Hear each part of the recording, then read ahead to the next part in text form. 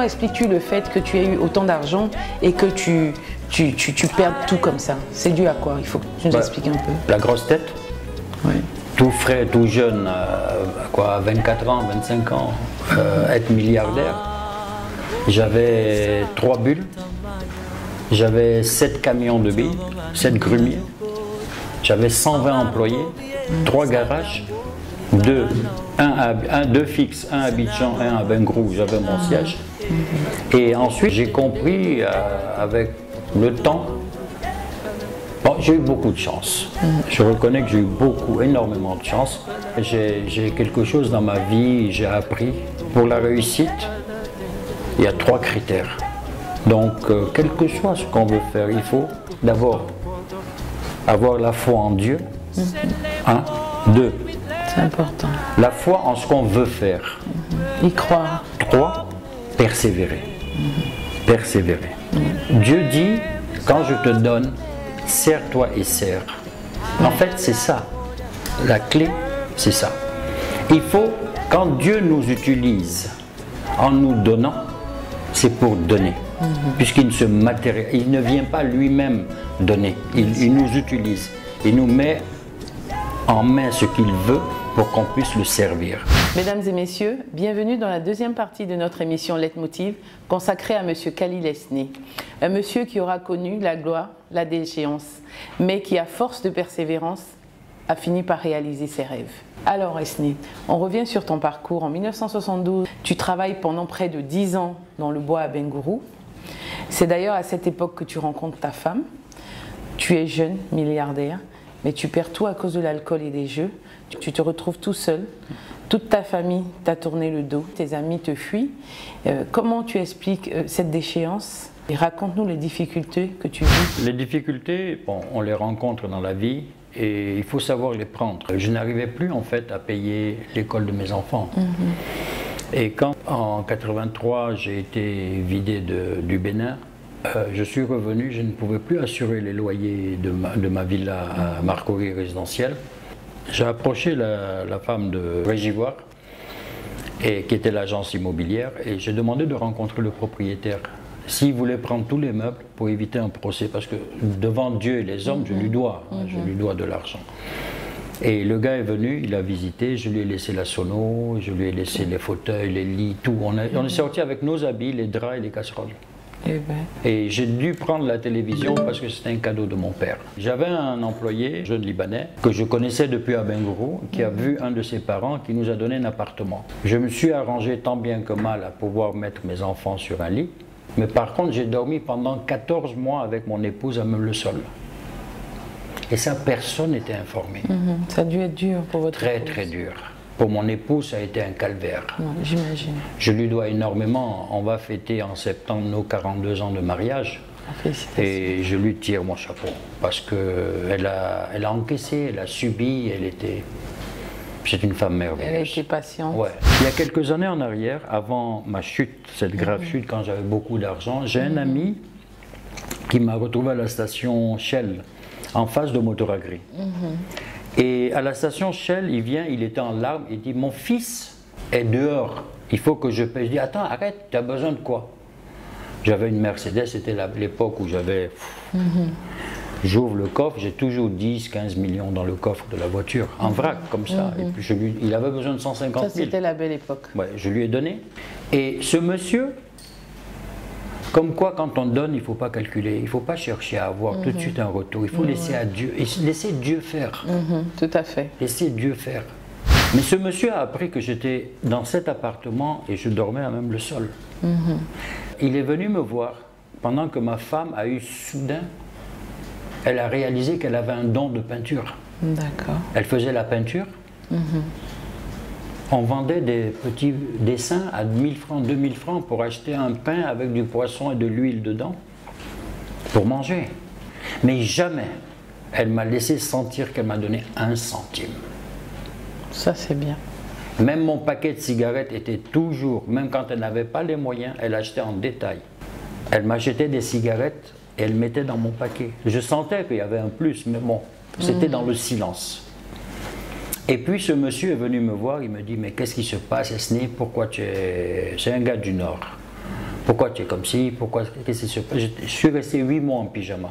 J'avais baissé les bras. Ce monsieur est venu, il m'a vu. Il me dit, qu'est-ce qui se passe? C'est pas normal, ça ne te ressemble pas, machin, bon bref. Et puis, il me donne un chèque de 5 millions. Il dit, je sais que tu peux redémarrer avec. Une semaine après, il revient. Je lui donne le chèque, je dis, ça ne m'intéresse pas. C'est là ma femme me dit, je ne savais pas que tu étais un incapable. Waouh! Et ça a été le déclic. Je partais comme ça, hein, et puis je me suis retenu. Je dis non, parce qu'on ne frappe pas une femme même avec une rose. Ah ouais. Je me suis retenu. Ça m'a secoué. Et j'ai pas repris le chèque. Il me dit, bon, ok, tant pis, hein, tu veux pas, moi je veux t'aider. Il me dit, tu viens avec moi, bon, habille-toi, on va sortir.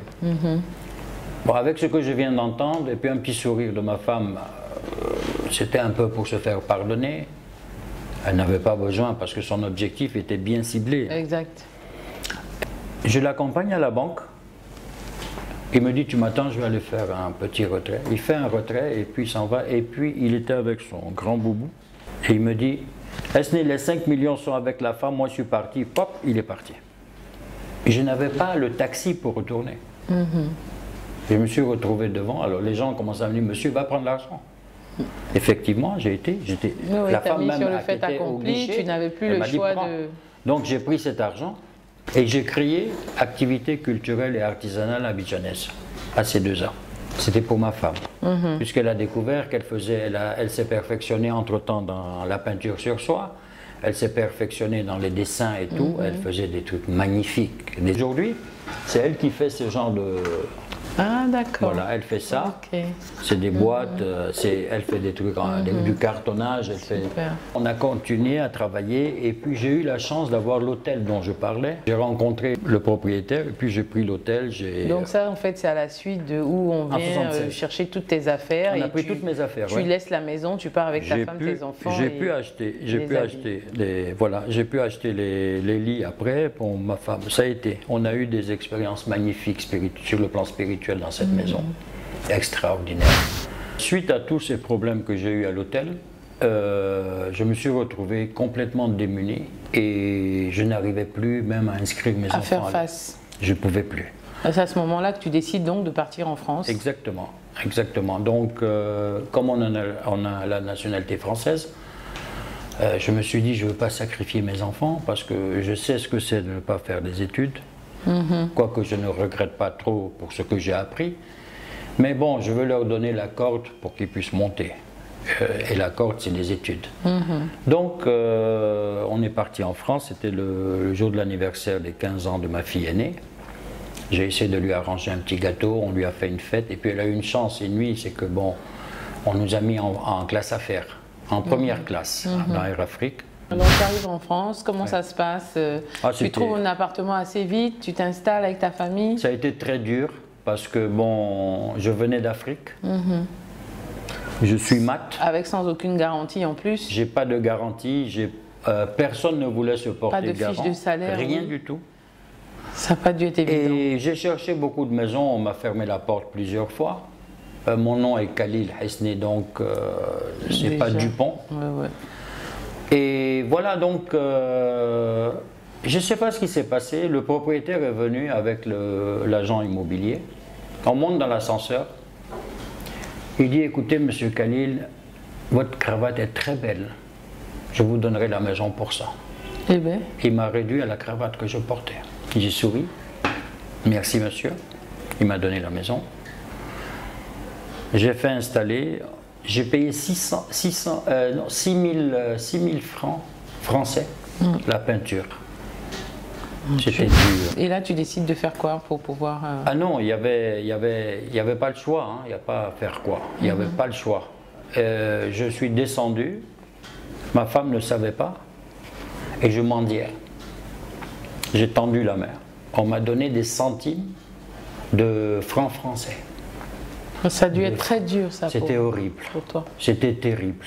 Tu arrivais juste à survivre, en fait. On a même eu un chèque de Charles Pasqua de 2000 francs français en aide. Il était président de région, je ne sais pas comment ils appellent. Et la mairie nous a aidé beaucoup, l'assistante sociale nous a aidé beaucoup. Alors Esné, je te propose de revenir sur ton parcours, juste après une courte page de publicité et le portrait de la semaine.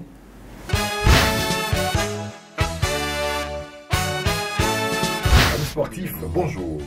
Sport News de vendredi 6 mars 2014. On parlera de la Ligue 1 française avec Mas Gradel, Cheikh Doucouré, Sio Giovanni, Gadjitalo.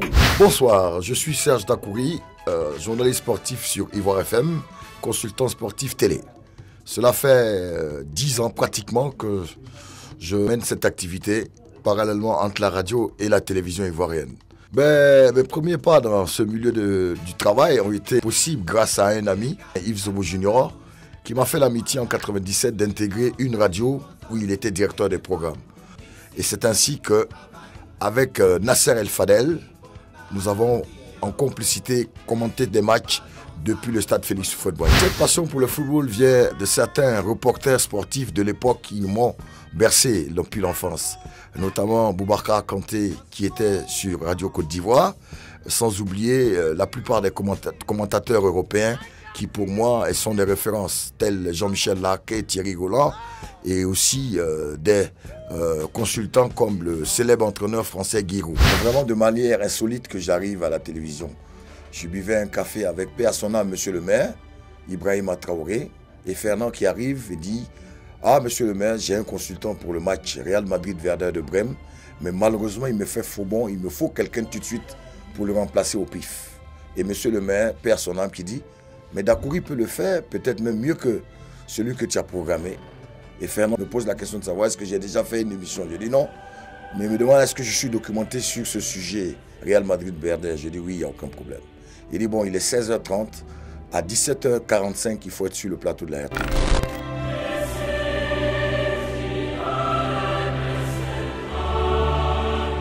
C'est là que s'est passé mon baptême de feu, un mercredi 26 mars 2008, Real Madrid-Werder de Brême pour mon premier match comme consultant de la Ligue des Champions. Les retours ont été plus ou moins positifs pour la simple et bonne raison que le responsable des sports de l'époque, Alain Doumia, qui suivait l'émission, à la mi-temps est descendu et a demandé à Fernand où as-tu enlevé ce jeune homme? Il me dit non, dans un espace supermarché aux deux plateaux. Bon, il m'a sorti un qualificatif qui était très beau en disant que c'est vraiment de la grande classe et c'est vraiment un consultant de qualité. J'espère qu'on l'aura très souvent.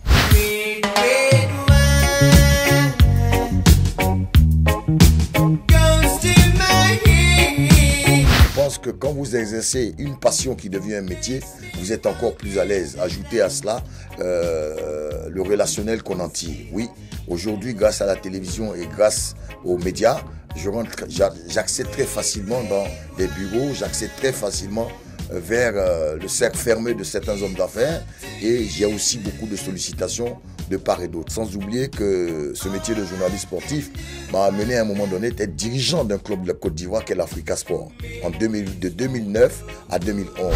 Je ne suis pas journaliste de métier, je suis un autodidacte dans ce domaine. Mais ma passion m'amène à me documenter énormément. Je pense que quand on m'invite par exemple pour un match de football, on me prévient peut-être 48 heures avant, je fais des recherches importantes. Déjà la recherche est quotidienne. En radio, je dirais, j'ai commenté 2 matchs mémorables qui resteront pour moi très importants. La finale remportée par l'ASEC au stade Houphouët-Boigny, ASEC Dynamo Power, la première finale remportée par l'ASEC, avec Oscar Fouillonné comme entraîneur, sans oublier de parler aussi de cette super coupe d'Afrique février de 1999 où ces diablotins ont été découverts à la face du monde. Je parle des académiciens. Pour les jeunes qui veulent embrasser cette carrière, il faut d'abord être passionné de ce métier. Il faut lire beaucoup, ne pas hésiter à voir d'autres chaînes étrangères où des journalistes interviennent et montrent un peu le côté novateur de ce métier, car ce métier évolue rapidement et il y a plusieurs facettes. On y va! Pour ceux qui viennent de nous prendre en marche, je rappelle que nous recevons aujourd'hui M. Esné Khalil, un homme qui a connu toutes les difficultés, mais qui a pu les surmonter grâce à son courage et sa persévérance. Alors, Esné, mais à ce moment-là où tu es dans la rue et tu tends la main, tu te remets en question, tu fais quoi? Qu'est-ce qui se passe? Ah non, il y avait une urgence. Oui. C'était nourrir ma famille. Donc tu pensais à rien d'autre en fait, non. c'était ça Il y avait ton rien objectif. d'autre. Il n'y avait rien d'autre. Et où j'ai été très mal, c'est quand mon fils m'a dit, papa, je souhaite avoir je veux un McDo, un hamburger. Je ne pouvais pas lui acheter un hamburger. À 1,5 km où je mendiais d'ailleurs, il y avait un McDonald's. Là, je me suis calé juste à la porte. Et puis, il y a un monsieur qui sortait. Il avait son hamburger à la main. Il a pris une bouchée. J'ai dit, s'il vous plaît, vous pouvez me donner ça pour mon fils? Il m'a regardé de la tête aux pieds. Il est remonté. Il a replié. Il m'a donné le sandwich. J'ai dit, merci. Je suis parti chez mon fils. J'ai dit, écoute, j'ai mangé un petit coup, tiens. Il était aux anges. Pour moi, j'ai oublié la douleur le temps de ma main. Oui, tout à fait. C'était le bonheur de voir ce sourire sur le visage de ton enfant qui était important. Tout à fait. Mais je veux qu'on tire de tout ce que j'ai dit et ce que je vais dire tout de suite, des leçons. Un jour, c'était au mois de février, en hiver, il faisait très très froid. J'ai essayé de mendier, j'ai rien eu. Rien. Pas un centime. Je monte. Je demande à ma femme et les enfants, elle dit, on n'a rien du tout. Même pas un bout de pain. Je dis, écoute, je reviens. Elle me dit, mais où tu vas? Il est déjà tard. Il était 19h par là, je crois. 19h. Je descends, je tends la main, les gens sont en train de partir. Il y a 2 ou 3 qui ont poussé ma main. Eh ben. Pour passer. Ah, Satan est fort dans ces moments de faiblesse. Satan est très fort. Mais Dieu est plus puissant. Exactement. Vraiment. Je sais pas, c'est rentré dans ma tête, Hesné va au bois de Boulogne. Je pense que beaucoup de téléspectateurs, beaucoup de gens savent ce qu'il y a au bois de Boulogne, et ceux qui ne savent pas, c'est un peu la forêt où il y a des travestis. Je suis arrivé au bois de Boulogne, et j'ai un travesti je rencontre un travesti. C'est un mec habillé en femme. Oui. Il me dit, oui, qu'est-ce que vous voulez? Je dis, non, attendez, je vais me faire prendre. Mon Dieu, tu as dû avoir un sacré courage de... Il me dit, pardon? Je dis, oui, je ne sais pas comment ça se passe. Si vous pouvez m'aider, on partage. Je ne sais pas, il a eu un regard très bizarre. Comment j'ai su? C'est pas la question qu'il m'a posée. Il dit, vous le faites par envie ou par besoin? Par besoin ou par plaisir. J'ai dit non, j'ai une femme et 3 enfants qui ont faim. À nourrir. Je dois les nourrir ce soir. Il m'attrape, là, il me bouscule et il me jette par terre. Par terre. Je tombe sur les herbes. Il me dit, casse-toi d'ici. Si je te revois ici, je te bute. Je préfère que tu ailles braquer une banque, mais tu ne fais pas ce que je fais. Tu ne vas jamais t'en sortir. Je suis parti de là. En fait, je me suis réveillé. J'ai pris conscience que, mon Dieu, qu'est-ce que j'allais faire? Qu'est-ce que j'allais faire? Moi. J'ai rien contre ces gens, mais c'est pas moi. Bien sûr, exactement. Non, mais là, en fait, tu étais perdu. Absolument. Et là, j'ai pris conscience que Dieu a agi en ce monsieur. Enfin, ce monsieur, cette dame, enfin bref, ce travesti, pour me ramener à l'ordre. Et je suis reparti, j'étais enragé. Et je me souviens, quand je rentrais chez moi, il devait être 23h30 par là. Je suis arrivé à la maison, ma femme qui crie, qu'est-ce que tu as? Elle a vu que j'étais complètement défiguré. J'ai dit, les enfants. Elle me dit, ils ont bu de l'eau, ils ont dormi. Ça t'a apaisé. J'ai attrapé ma femme et on a commencé à pleurer. À pleurer, oui. On est resté, on a commencé à se consoler l'un et l'autre, et puis on a dormi. Avec l'aide de Dieu, ça a été après. Mais par contre, il y a eu une période où ma sœur était à l'hôpital, elle était hospitalisée. Et ça, c'était terrible aussi. Ce sont des trucs, quand Dieu t'aime, il te fait vivre ce genre de situation. Elle était à l'hôpital Ambroise Paré. Elle a été enlevée une varice qui la dérangeait dans sa peau. Donc j'ai été lui rendre visite. En partant, elle me dit, s'il te plaît, Hesné, puisque leur maison est avant la mienne, tu peux donner le porte-monnaie à ma fille? Je dis oui. En sortant de l'hôpital, j'ai ouvert le porte-monnaie, il y avait des jetons qu'il y a longtemps je n'ai pas vus. Oui, oui. J'ai pris, j'ai mis dans ma poche. J'ai volé.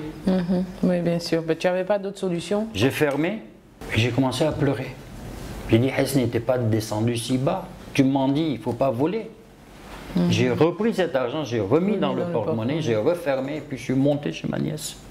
Elle me dit, tonton, qu'est-ce que tu as? J'ai dit, non, je suis un peu enrhumé, j'ai des allergies. Je lui ai donné, tu rentres? Non, je m'en vais, et puis je suis parti.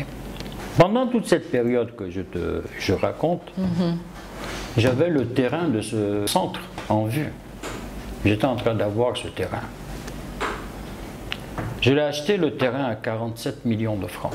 Et c'est un ami que son père en 69 m'a acheté ma première voiture. Parce que mon père ne voulait pas m'acheter de voiture, elle coûtait 200 000 francs, une 404 berlines.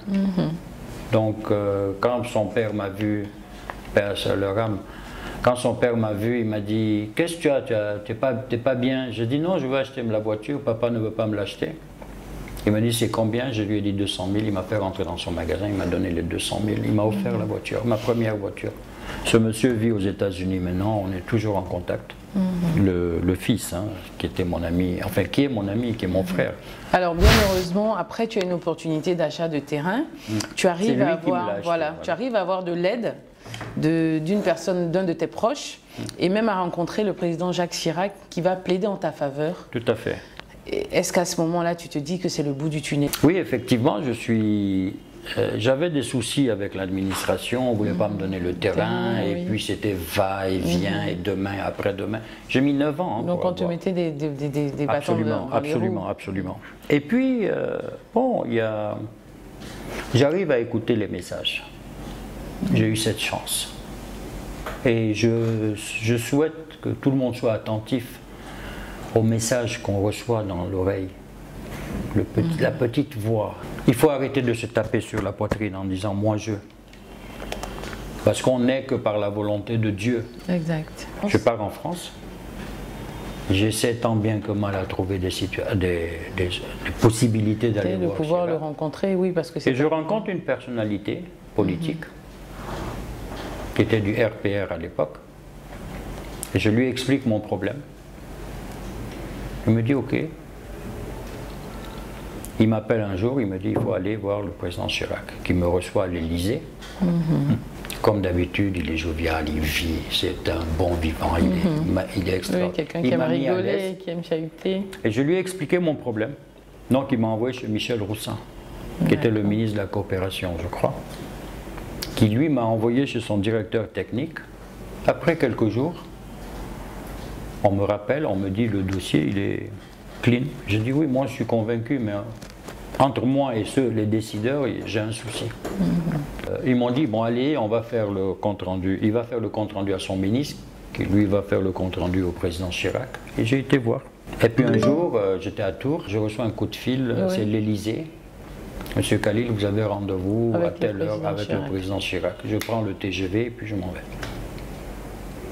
J'arrive, il me reçoit, il me dit mais tout va bien, et bien. Et puis il appelle le président. Cher frère, et puis bon, tout se passe bien. Il me dit allez-y, vous allez avoir votre terrain, ne vous inquiétez pas. J'ai été reçu, il y avait des personnalités politiques autour du président qui m'a allumé. Je le comprends, parce qu'il ne voulait pas que j'emmène... je prenne les bagages de la famille pour aller les régler dehors. Et comment je fais ça? J'ai dit, monsieur le président, j'étais devant lui quand il vous a appelé. Il n'a jamais dit, monsieur le président, il a dit, cher frère, donc ça reste en famille. Bon, ça calmait le président, et puis voilà. Il a donné des instructions qu'on étudie rapidement le dossier et qu'on me vienne en aide, qu'on tranche. Alors, Hesni, le temps qui nous est imparti touche à sa fin. Mesdames et messieurs, je vous donne rendez-vous la semaine prochaine pour la suite de cette émission. Que Dieu nous garde.